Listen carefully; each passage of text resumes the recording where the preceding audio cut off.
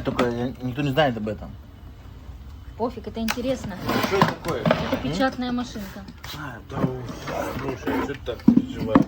Классная машинка. Какого года, Надиныч?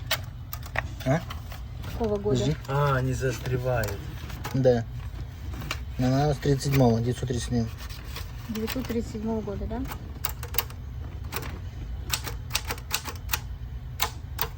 Вот видишь, их надо Потому что аккуратно. она... Вы же и пишет что-то? Да, конечно. Прикинь. Она через ленту печатает. Смотри, тут лента заправленная получается. Мгм. А, типа они начерненные. И вот она бьет по ленте, получается.